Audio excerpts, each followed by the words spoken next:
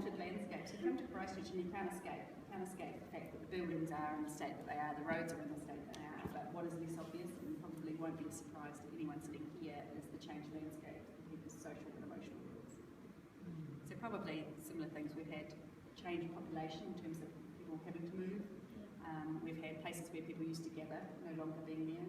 Getting about is so much harder, so people were much less likely to get out and about. People's energy and time for socialising sort of dropped off the radar as well. And certainly the emotional world, the impacts of chronic stress have certainly changed the way in which people interact and how they interact as well. We've certainly seen, relationships and relationships between colleagues and how people interact and how things are going at work and parenting, all those things have sort of changed and taken an impact. The other things we talked about, the assumptions that we have around the world, about the world that have been changed. Have you sort of seen that here? Have you found people have had their priorities changed or the things that they took for certain in their lives have changed?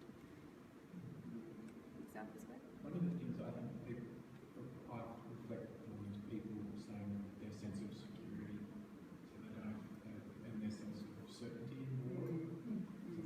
Like they don't feel like they have that level of agency. Yeah, absolutely.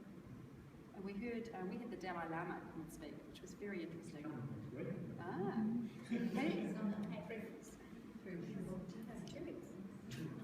So some people said, how am I going to, and particularly those that lost loved ones, and one of our things that part of my role has been supporting the bereaved families in Christchurch. But he said something that I would never ever dare to even think, let alone say. But someone said, how on earth how do I get on from this? And he said it's a very Western thing to think that we don't have hardship in our life. It's a very Western thing to think that we can plan for, happiness and success, and that we just have to work hard, plan for it, and we're entitled to it. So, so he, he's quite right. I think some of those things were challenged. The innocence of childhood is a very Western type concept, isn't it? I felt quite sad that my children lost their innocence, or who's to say that they meant to have an innocent childhood. So some of those things were really, for me, I had a 6-year-old and a 10-year-old, and they were in between the playground and in between class at the time of the February earthquake, and so they weren't being supervised. Normally they'd be supervised in the playground, they'd be supervised in class. So I said to my daughter, where were you? And she said, I was holding onto the hooks in the cloakroom. I said, well, who else was there with you? And she said, a little girl who was holding onto me. She said, I was scared, Mum, but I didn't cry. And for me, that was really difficult, because I'd always told them if I wasn't there and their dad wasn't there, then there'd be a teacher there, or if something went wrong, there'd be an adult. They wouldn't have to worry, that wasn't their responsibility. And that feeling of actually, I can't even control my kids' safety, I know that, if I was logical about it. But the fact that I had anticipated that I'd at least be able to have an adult around to help them out and look after them. So that took a bit of getting my head around, I suppose. I have a friend who's a refugee who talks about the only constant in her life was that the ground stood still. Everything else had let her down at some point, or she'd had challenges around. So she was an incredibly capable person, doing a lot of work in the social services sector, and found it incredibly difficult for a long period of time to have that shape, those foundations, so to speak.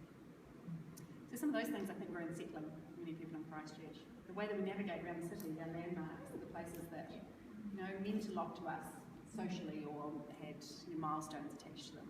So it's quite strange, that sense of place that you don't realise you have sometimes until it's not there, or that it's been threatened in some way. So I guess some of those kind of things remain true. I know everything's different. I was at a completely different forum this morning about early childhood kids with disabilities, but in a conversation with a woman, she was talking about her mum, so she's in her 40s, her mother's house that went down, and she was saying that her loss of all her childhood members, because it was the family home. She never thought to take them with me to my house. They were always just going to be at mum's house, and now they were there. So it's all that stuff about attachment to place or events or tokens or your history, and then shift of meaning when that's not around anymore. Home isn't even safe. No. I Yeah. think we don't realise the associations we have in the place. I think my husband thinks I'm slightly mad, but I'm not a great sleeper, and I never have been, but particularly since the earthquake, I'm still not a great sleeper. But in the house that we lived, that was very close to the epicentre of the first earthquake, it wasn't so much the earthquake stuff, it was the work stress, you know, it was the juggling everything was always overwhelming, I could never get it all done, so it was that often just trying not being able to switch my brain off, right? And I had a pretty good strategy. I have a room at that house that I associated with relaxation. It was the kind of place I went to chill out. And if I couldn't sleep, then I would take the sleeping bag and my pillow, and that would usually work. I'd go and hang out in that room because that I associated with relaxation. Well, we did half-hour earthquake repairs, and then my dad ended up coming down from North Island to help live with us, to help with the kids, because my husband and I were both working a lot, and to help essentially just keep us afloat with all the stuff to do at home.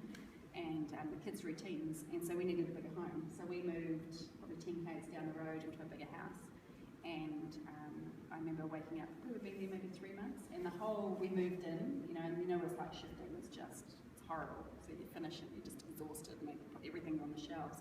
My husband went overseas, and it was Dad and I home. I came home probably about 11 o'clock at night, and Dad said we'd just had the call from the painters to say they'll be here at 8 o'clock in the morning, the house needs to be emptied, ready for your repairs. So it's 11 o'clock at night. So Dad and I had the head torches on in our kids' bedrooms, you know, 4 o'clock in the morning, packing everything up, you know, so I was up just about all night and had to go to work again the next day. And so I think I had associated, you know, and the thought of having to do it all over again after you've just unpacked and gone, and then having to do it was just, it's one of the, you never want to do something twice, right? And so probably about 3 months later, it was that, waking up and just not being able to go back to sleep. And I think I was in tears because my husband's, what wrong? I said, I don't have a room that I associate with relaxation in this house yet. You know, like I don't have anywhere to go if I can't sleep because I haven't formed any of those associations. We don't have any fun family memories in this house yet. We don't have, you know, so I don't think for me, even as a psychologist, I really clicked as to how strong those associations with the place really are. So I spent a whole month creating some associations with my house, with my kids, and with everything else, which sounds like my she's mad. But, you know, for me, it was actually really fun, you know, hang out with the kids for summer and have happy memories associated with the house and have it something that felt like home. Yeah. So it's a slightly mad story. I know when we had our repairs done and we had bought this new house, and I didn't like the colours of, like, in our bedroom, we had an incredibly vibrant blue, and I found it really hard to sleep anyway, and I wanted somewhere calming. It was very bright. And they're like, what colours? Just paint the whole house white. Yeah, and for me, you know, like white I'm good with, but I probably would have thought and maybe added some colour and things, but at that point I was overstimulated at work, I was overstimulated at home, there was just so much going on, I wanted lack of everything. So I had stopped listening to music, I had stopped watching, you know, documentaries and educational things and gone straight for junk television and, you know, things that just didn't tax your brain at all. And there's a message maybe we can come back to that around stress and having a barometer for yourself, but I can probably come back to that one. So yeah, just I having my own social experiment. Sometimes it's helpful to understand what other people are going through, but also juggling that along with everything else. Does that sound familiar? Yes. Yeah.